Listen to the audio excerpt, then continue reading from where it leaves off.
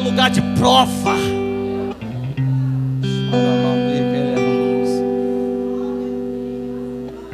Podeis se sentar. Nós vamos estar fazendo a unção, mas eu quero passar para o pastor Jairo. O pastor Jairo estará trazendo a mensagem. E depois nós, pastores, vamos estar ungindo a vocês com o óleo da unção. E sobre essa palavra que Isaías falou, que por causa da unção é quebrado todo jugo. E se tiver algum jugo na vida de vocês, vai ser quebrado, vão ser quebrados, em nome de Jesus. Em nome de Jesus, amém. Amém. Tem alguém aqui que quer testemunhar? Aquele testemunho poderoso. Amém ou não amém? Não tem? Ah, Paulo. Amém. A paz do Senhor para os irmãos. Aproximadamente uns 3 dias, meu sogro foi levado ao hospital, né? E chegando no hospital, não, marcamos uma consulta com um médico conhecido da Inancélia. E chegando lá, o médico falou que precisava levar depressa o meu sogro, que ele estava com pouca respiração. E assim o pastor Jairo carecidamente nos conduziu até o hospital. E meu sogro ficou internado. E eu pedi oração pelos irmãos, né? Para que o Senhor fizesse a vontade dele na vida do meu sogro. E quando foi agora à tarde, meu sogro recebeu alta e está em casa. Para a honra e glória do nome do Senhor Jesus. Amém, irmãos? Glória a Deus, aleluia. Pastor Jair, aleluia. Há um cântico dentro de mim, amado. Aquele cântico: bom estarmos aqui louvando a Deus, podemos exaltar seu santo nome. Bom estarmos aqui louvando a Deus, podemos exaltar seu santo nome. Tempo para isso, tempo para louvarmos a Deus em um só amor, em um só Espírito. Tempo para isso, tempo para louvarmos a Deus em um só amor, em um só Espírito. Deus venha nos abençoar e que essa união nunca falte para nós. Deus venha nos abençoar e que essa união, oh aleluia. Senhor, te agradeço pela vida do teu servo, pastor Jairo. Continua falando conosco, usa teu servo nesse lugar, que os nossos ouvidos estejam atentos, Senhor, à tua mensagem nesse lugar. Sempre, Senhor, vamos te agradecer, porque o Senhor sempre tem uma palavra para falar conosco. Assim como a abertura do culto, Senhor, que teu servo pastor Marcelo abriu em 2 Crônicas 7,14. Se o meu povo, que se chama pelo meu nome, se humilhar, orar, se arrepender dos seus maus caminhos, então eu ouvirei do céu, sararei a sua terra e perdoarei os seus pecados. Senhor, nessa noite, usa teu servo, Senhor, e que os nossos corações sejam como uma terra fértil para receber a semente que o Senhor nos dará nessa noite. Em nome de Jesus. Quero saudar uma igreja com a paz do Senhor Jesus, amém? Bom estarmos aqui louvando a Deus, amém, irmãos? Glória a Deus. Feliz de ver a igreja bem cheia hoje, quinta-feira. Tá certo que é feriado, né? Mas graças a Deus por isso. Eu louvo ao Senhor por mais uma oportunidade de poder falar daquilo que Deus tem feito, não só na nossa vida, mas na vida daqueles que foram obedientes ao Senhor, aqueles que puderam obedecer ao chamado do Senhor e testemunhar tudo aquilo que o Senhor fez na vida deles. Amém? Glória a Deus. Eu quero te dizer que o Senhor tem uma bênção para você nessa noite. Amém? O Senhor tem uma bênção para cada um de nós aqui nessa noite. Basta apenas que a gente creia naquilo que Deus pode fazer. Amém? Glória a Deus. Irmãos, eu queria falar acerca de um homem muito importante na Bíblia. Um homem que dedicou a sua vida inteira ao Evangelho.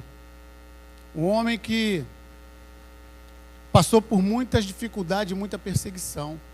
Eu quero falar acerca do apóstolo Paulo. Amém? Glória a Deus. Tem pessoas que gostam de pregar somente sobre Paulo, né? Eu confesso para os irmãos que eu gosto muito de ler sobre a vida de Paulo. Mas eu quero falar muito pouco. O tempo também, a hora já está um pouco avançada. E eu estava hoje à tarde lendo sobre essa mensagem. E eu queria passar para a igreja algumas coisas. No capítulo 16, fala acerca de uma família, a família do carcereiro que foi salva através da pregação do Evangelho, através daquilo que Deus fez na vida do apóstolo Paulo. E ele pôde assim, através da sua libertação daquela cadeia, do cativeiro no qual ele estava, e através do que Deus fez naquele lugar, toda aquela família do carcereiro pôde ser salva. Estava localizada ali em Filipos, em Atos dos Apóstolos, capítulo 16. E diz aqui na palavra, a partir do capítulo 17, que Paulo sai de Filipos e ele passa por algumas cidades e chega até Tessalônica. E ao chegar naquele lugar em Tessalônica, ele vai para a sinagoga. E por ali, pela sinagoga, ele começa a falar com as pessoas acerca da palavra de Deus. E ele, todo lugar que Paulo procurava estar, Paulo não ia a turismo, Paulo não ia a passeio. Onde ele estava, ele pregava a palavra do Senhor. Aonde ele estava, ele confrontava as pessoas acerca daquilo que ele conhecia através da revelação que Deus tinha dado a ele. Então, Paulo pregava acerca do reino dos céus. E diz a palavra aqui no início do capítulo 17 de Atos dos Apóstolos. Eu estou falando assim um pouquinho para que os irmãos possam ter tempo de encontrar.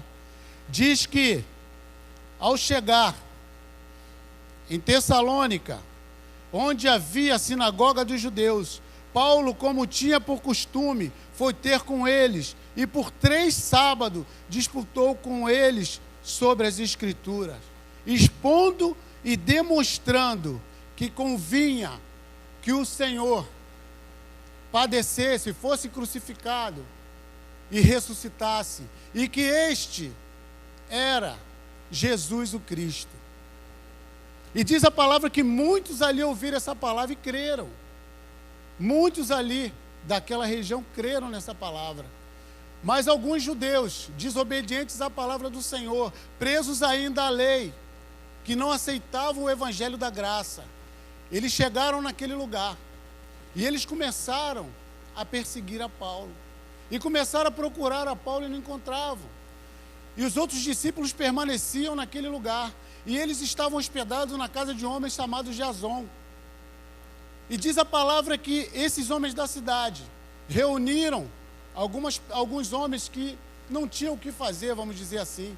E reuniu esses homens e procuraram os magistrados da cidade. Disseram: olha, esses homens perturbaram o mundo e chegaram até nós aqui nesta cidade, pregando acerca de um novo rei, que não é César, pregando acerca de um homem chamado Jesus Cristo. E procuraram a Paulo, a Silas e não encontraram. E pegaram a Jason e aqueles outros discípulos que ali estavam e levaram preso.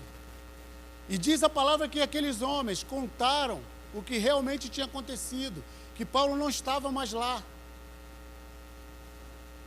E aqueles homens insistiam em dizer que Paulo era um revolucionário, era um homem que trazia problemas, era um homem que se levantava contra as autoridades. E eles queriam descontar tudo isso em cima de Jason, porque Jason acolheu esses homens em sua casa.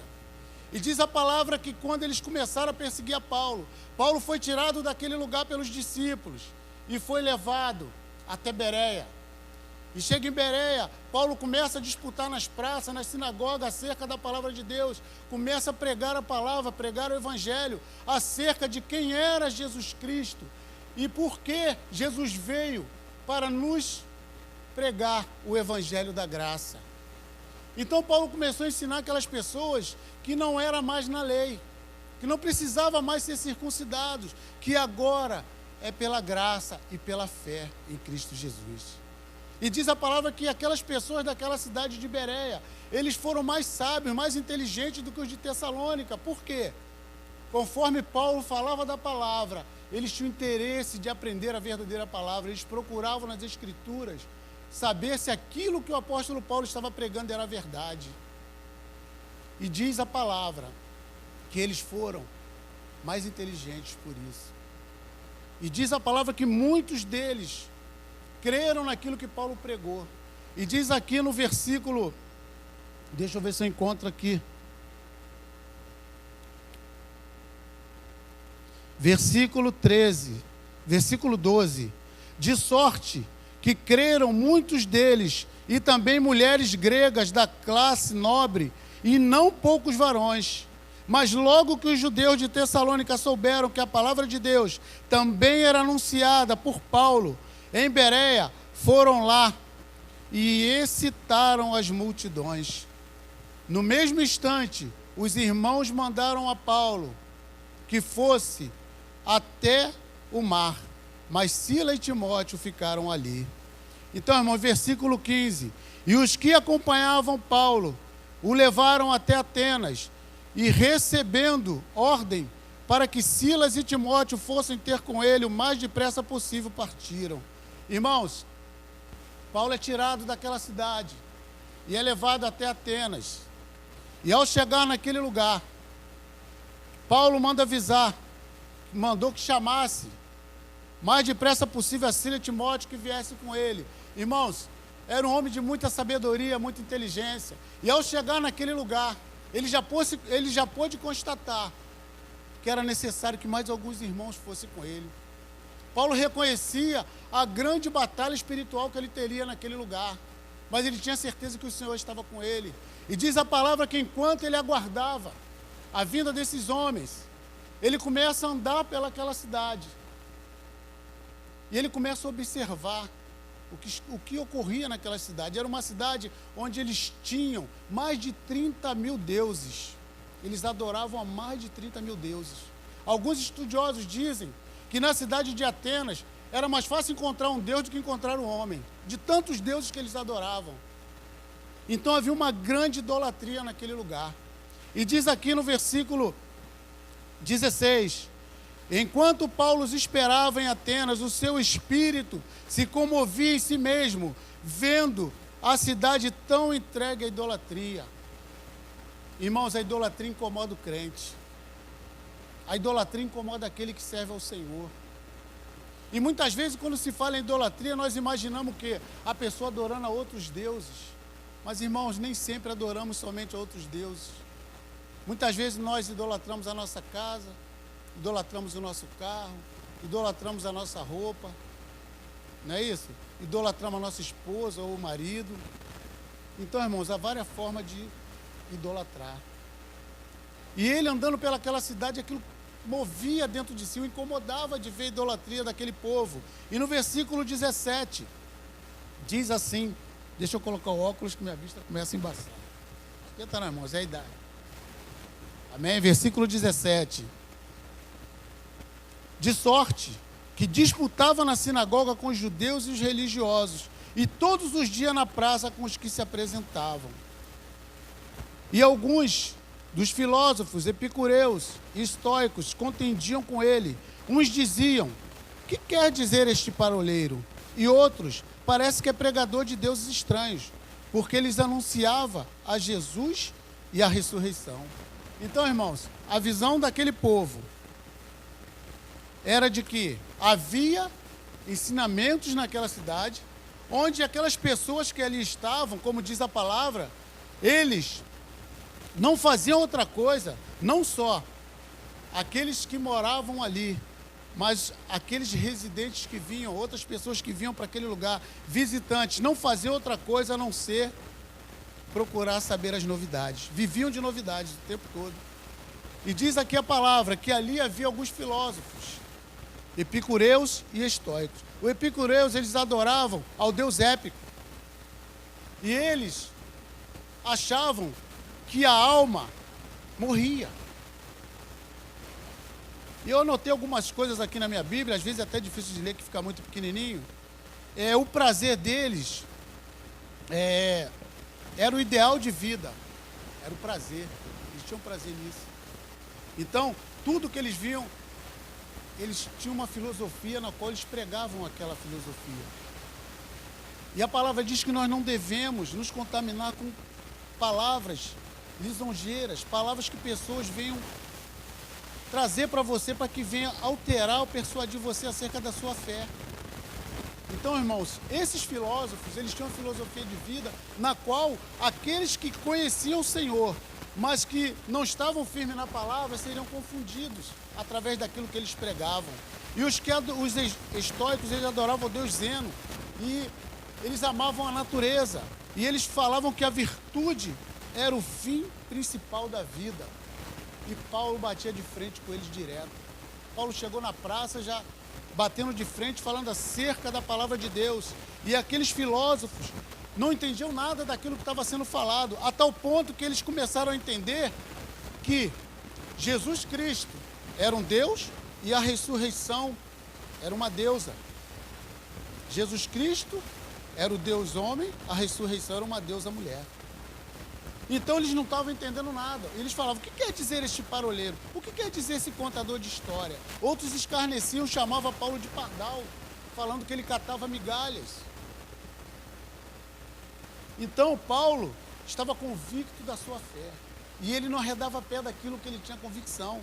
Ele não era envolvido por nada que se falava acerca de outra coisa a não ser a palavra de Deus, ao Deus verdadeiro que ele conhecia. E ele via idolatria naquela cidade. E eles, ao falarem isso, e ao descobrirem que Paulo pregava acerca de Jesus e da ressurreição, levaram Paulo até Areópago. Era um local onde se reuniam as autoridades daquele lugar, era onde se reunia a Corte Suprema de Atenas. E era chamado também de Campo de Marte, aquele lugar. É onde que ali se reuniam os políticos. Eles decidiam acerca da vida social e religiosa daquele lugar. Então, levaram Paulo para aquele lugar e começaram a fazer perguntas a Paulo acerca daquilo. Que história é essa que você está pregando? Conte para nós alguma novidade acerca disso. E eles estavam sempre prontos e preparados para ouvir uma novidade. E diz aqui no versículo 20: pois coisas estranhas nos trazes aos ouvidos. Eles perguntando a Paulo: queremos, pois, saber o que vem a ser isso. Pois todos os atenienses e estrangeiros residentes de nenhuma outra coisa se ocupavam, senão de dizer e a ouvir alguma novidade. E diz no versículo 22 que, estando Paulo no meio da Areópago, começou a fazer o seu discurso. Ele diz o seguinte: varões atenienses, em tudo vos vejo um tanto supersticiosos. Então ele fala isso diante dos juízes da Suprema Corte de Atenas. Versículo 23, porque passando eu e vendo vossos santuários, achei também um altar em que estava escrito: ao Deus desconhecido. Paulo anda pela cidade e ele começa a observar os santuários. E ele observou que ali tinha muitos santos, mas um estava escrito: ao Deus desconhecido. Irmãos, aí eu falo para vocês a inteligência desse homem. E ele diz: este, pois, que vós honrais, não o conhecendo, é o que eu vos anuncio. Sabe o que se chamou isso? Estratégia para a pregação do Evangelho. Paulo passa, ele vê escrito lá: ao Deus desconhecido. Irmãos, Paulo conhecia a história de um homem chamado Epimênides. Ele era um poeta grego. E ele, de Creta, desculpe, ele, quando houve um período há 600 anos antes de Cristo, onde teve uma forte epidemia na cidade de Atenas, onde morreram muita gente, este homem começou a pregar acerca do Deus que ele servia. E muitas pessoas foram curadas dessa doença. E ele partiu dali e foi embora. E muitas pessoas foram curadas. Então eles fizeram esse altar ao Deus desconhecido. Paulo com certeza conhecia essa história deste homem. Há 600 anos antes de Cristo. E Paulo faz o quê? Usa essa estratégia para pregar a esse Deus. Ele fala, olha, esse Deus que vocês levantaram ao altar, um Deus que vocês não conhecem, que vocês colocaram ao Deus desconhecido, esse é o Deus que eu estou pregando. Porque para eles era desconhecido. Paulo não estava mentindo. Então Paulo começou a falar desse Deus. Aquele que vós honrais não o conhecendo, e levantando o altar ao Deus desconhecido, é esse Deus que eu estou pregando. Amém, irmãos? Glória a Deus. E diz assim, o Deus que fez o mundo e tudo que nele há, o Deus Criador, sendo o Senhor do céu e da terra, é o que mantém todas as coisas. Não habita em templo feito por mãos de homens, é maior do que tudo isso, irmão. O Deus que nós servimos, amém? Ele mantém todas as coisas. Ele é o Criador do universo. Ele mantém todas as coisas. Ele não habita em templo feito por mão de homens. Como eu sempre falo aqui, hoje nós estamos aqui, Deus está aqui, irmãos. É porque tem essa igreja aqui? Não, é porque Ele habita dentro de nós. Se amanhã essa igreja sair daqui e colocar uma oficina aqui, vai ser uma oficina de carro, não vai ser mais uma igreja. Porque a igreja somos nós, porque o Espírito Santo habita dentro de nós. Amém, irmãos? Então é esse Deus que nós servimos. Ele não habita em templo feito por mãos de homens. Versículo 25, nem tampouco é servido por mãos de homens, como que necessitando de alguma coisa, pois Ele mesmo é quem dá a todos a vida, a respiração e todas as coisas. Então Ele não é servido por mão de homens, irmão. Ele é que dá todas as coisas. Nós sim é que somos servidos por Ele. Ele é que tem nos dado graça, tem nos dado força, tem nos dado saúde, tem nos dado bênção, amém? Irmão, já estou terminando. E ele fala aqui, ó, de um só, de Adão, fez toda a geração dos homens para habitar sobre a face da terra, determinando os tempos, já dantes ordenados, e os limites da sua habitação, para que nós enchêssemos toda a terra. Deus determinou o quê? O limite. Cada um tem seu lugar para morar, determinado por Deus. Amém? Muitas vezes as pessoas acham que é o homem que determina isso, né? Mas é Deus que determina onde cada raça humana deve morar. Amém, irmãos? Glória a Deus.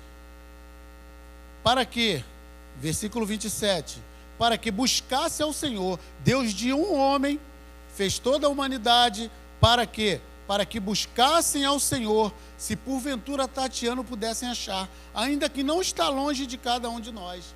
Irmão, você pode tatear, pegar em Deus? Você pode. Mas Ele nos fez para adorá-lo, porque Ele é vivo. Deus vive. Você foi feito para adorar a Deus, embora você não possa pegá-lo. Mas Ele está aqui, amém, irmãos? Glória a Deus, louvado seja o nome do Senhor. Glória a Deus. Porque nele vivemos e nos movemos e existimos, como também alguns dos vossos poetas disseram, pois somos também sua geração. Então, irmãos, eu vou dar um pulinho aqui.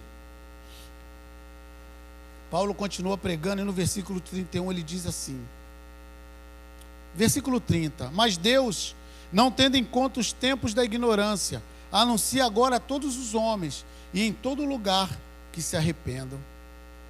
Irmãos, para ter Jesus no coração é necessário ter um arrependimento.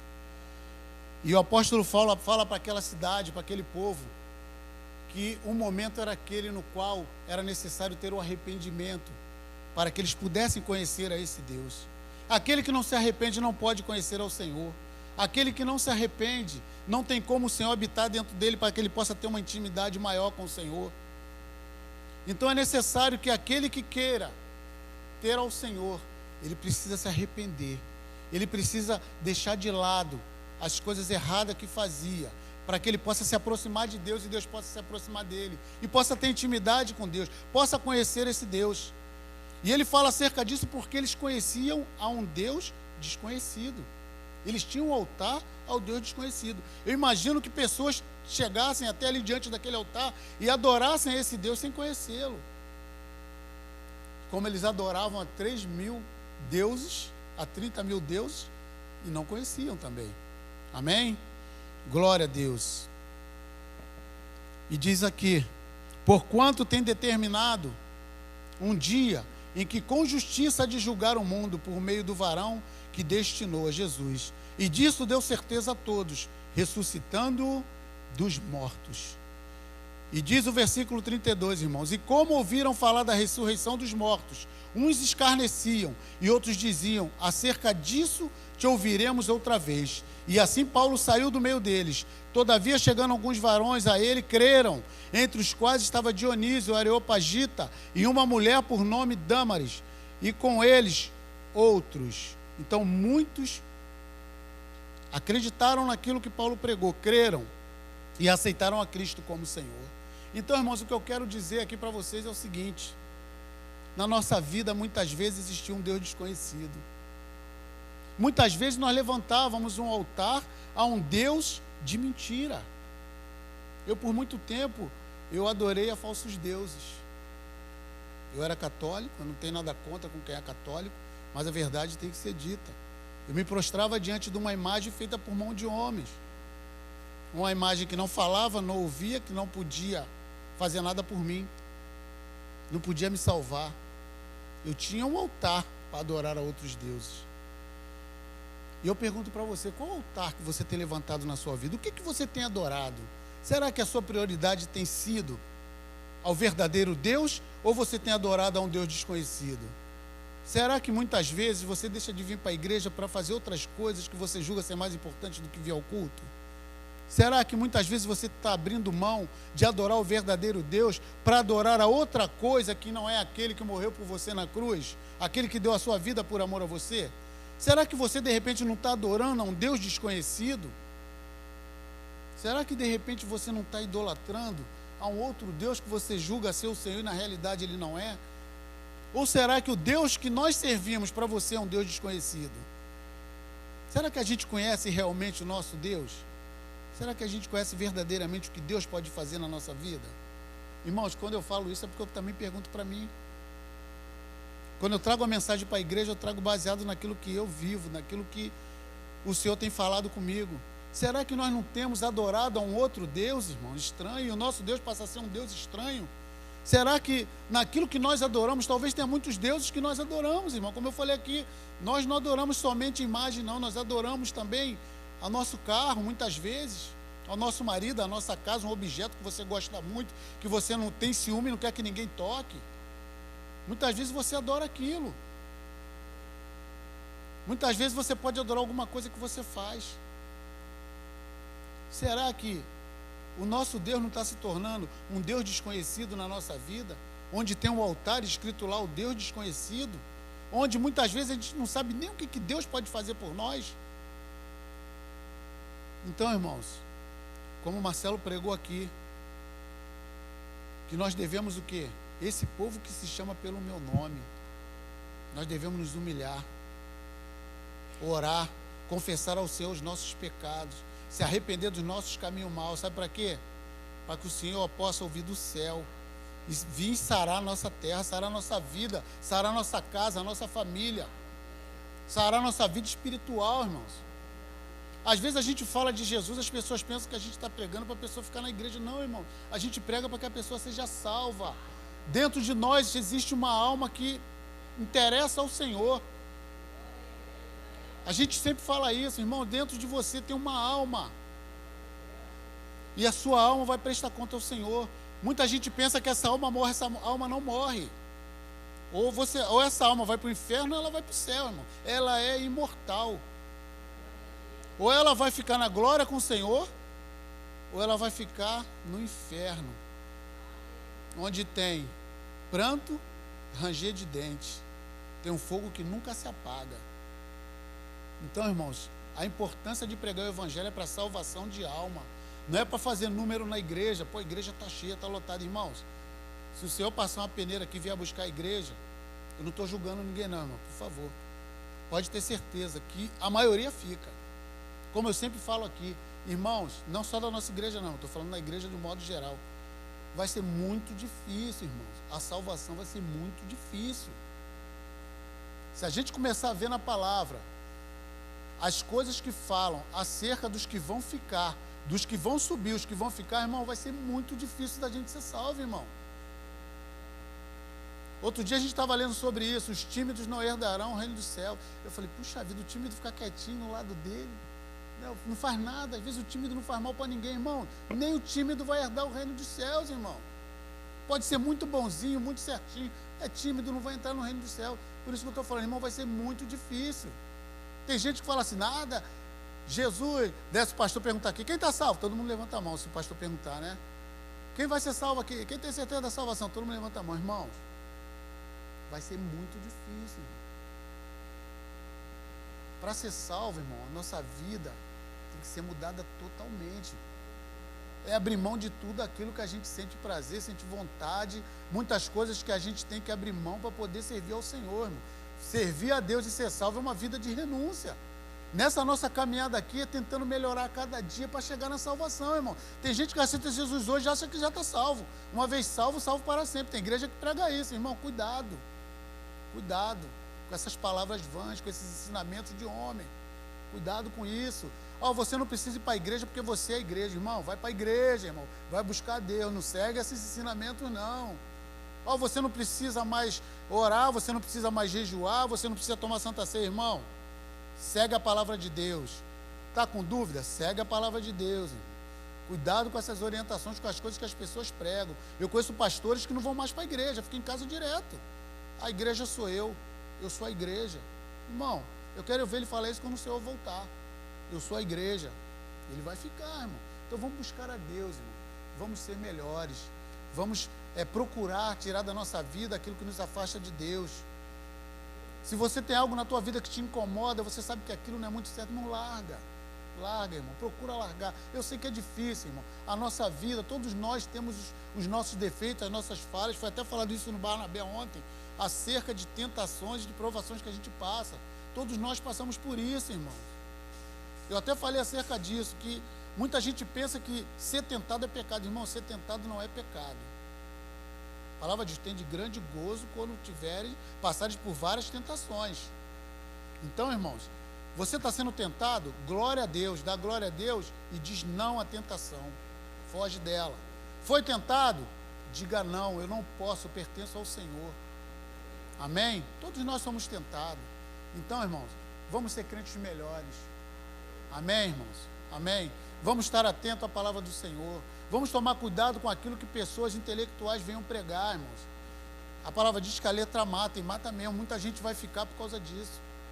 As pessoas estudam, não sou contra não, tá, irmãos? Mas as pessoas começam a adquirir ensinamento de homem, conhecimento de homem, e começam a achar que a palavra de Deus está errada, que o que se prega está errado dentro da palavra, e começa a prevalecer na vida dele aquilo que ele aprendeu, que são filosofias, e daqui a pouco está contaminando a muitos e levando a muitos com ele para o inferno. Então, irmãos, cuidado. Estuda a palavra, procura estar alicerçado aqui nessa palavra. Veio o ensinamento, você vê na Bíblia, não consta aqui, joga fora, irmão. Guarda o que te pertence, guarda aquilo que é bom para você. O que não for bom, você descarta.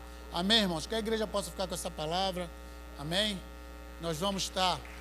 Glória a Deus. Toda a honra, toda a glória seja dada ao Senhor. E eu não posso terminar essa palavra sem antes fazer um apelo. Nós temos visitantes aqui na igreja e é necessário que isso seja feito. Você que veio hoje aqui ouvir a palavra de Deus, você que talvez tenha vindo na esperança de receber uma vitória, receber uma bênção, receber uma cura. Talvez você esteja com problema na sua vida conjugal, na sua vida lá com a sua família, e você talvez tenha vindo aqui para buscar ao Senhor, ou talvez você tenha sentido a necessidade de mudar de vida. Eu quero te dizer que o Senhor está aqui nesta noite. E eu quero fazer um apelo para você. Se você quiser aceitar o Senhor Jesus, basta apenas que você levante uma de suas mãos. Amém? Vem aqui na frente, nós vamos orar por você. Ou se porventura você se afastou do Evangelho por algum motivo, não interessa, irmão, o motivo pelo qual, vem aqui na frente. Nós vamos orar por você. Amém? Tem 2 rapazes ali, glória a Deus. Amém? Louvado seja o nome do Senhor. Glória a Deus. Amém? Glória a Deus. Fica aqui, irmão.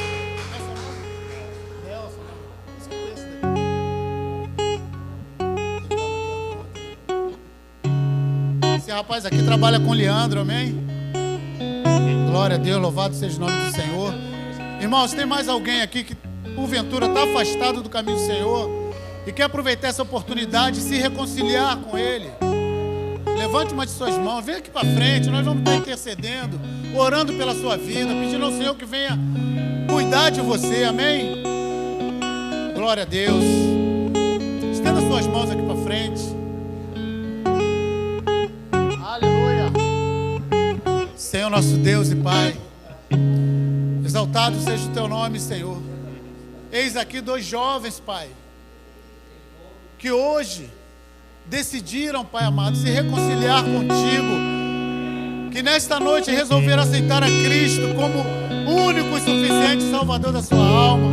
Ó Deus, nos alegramos, ó Pai, nesta noite, porque, Pai querido, sabemos que grande coisa Tu has de continuar a fazer neste lugar. E, Pai querido, escreve o nome deles no Teu livro da vida.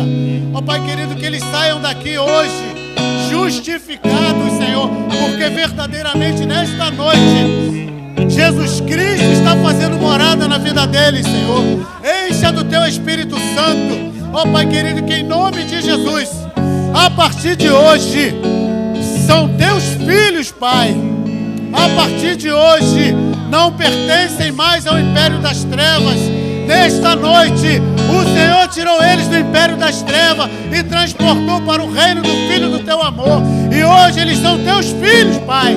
Por isso, em nome de Jesus, nós Te agradecemos pela vida deles. Perdoa os seus pecados, Senhor. Que nesta noite eles tenham seus pecados perdoados e sejam novas criaturas em Cristo Jesus. Por isso, Pai, em nome de Jesus, eu Te agradeço pela vida desses 2 jovens, para a honra e glória do Teu nome, Senhor. Amém. Amém. Vamos dar uma salva de palmas para o Senhor. Amém. Glória a Deus.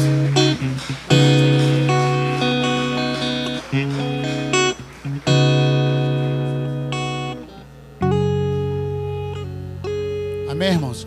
Queria passar para o pastor Lenil, amém? Vamos ficar de pé, vamos fazer uma fila aqui que nós vamos ungir vocês.